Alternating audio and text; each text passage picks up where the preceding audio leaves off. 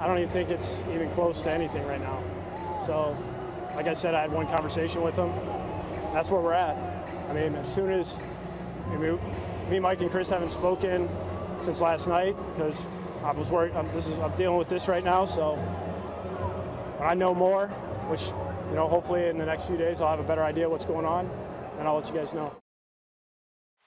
All right, Dave, let's whip around to the National Football League. The Dolphins and Jay Cutler have had contact, but nothing has been decided yet on either end. Cutler has interest in the Dolphins, but looks like he might stay in retirement and keep his job in the broadcast booth. If nothing happens with Cutler, the Dolphins still have Matt Moore in place, who was the starting QB last season in the Dolphins' playoff game against the Pittsburgh Steelers after Tannehill went down with injury. But if Cutler does end up signing with the Miami Dolphins, if he does agree to come back and the Dolphins satisfy his demands, will they make the playoffs again with Cuddy Bear or Cuddy Dolphin as their QB? I think so. And I think what Adam Gase proved to me last year, and you know how I feel about Ryan Tannehill, I actually think these two guys might be upgrades over Tannehill. That's just one man's opinion.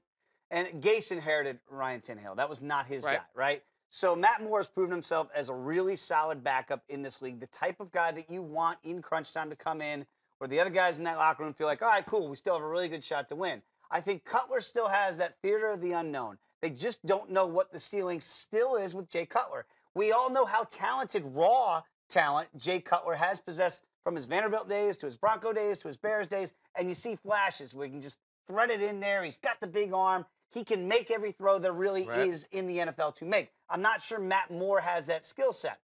But the problems with Cutler have been well documented. He'll take risks, and sometimes those risks are not worth the reward, and he'll lose you some games. With Adam Gase, I think Gase can coach that out of Jay Cutler. I think he did it once before in Chicago. I think he could do it again in Miami. So I think either one of these two guys are good enough to get to the postseason. Cutler, I think, might have the potential to take them deeper. We saw Matt Moore last year against Pittsburgh, and I can still see that hit. I still don't know how he got up from that hit. That's how tough Matt Moore is.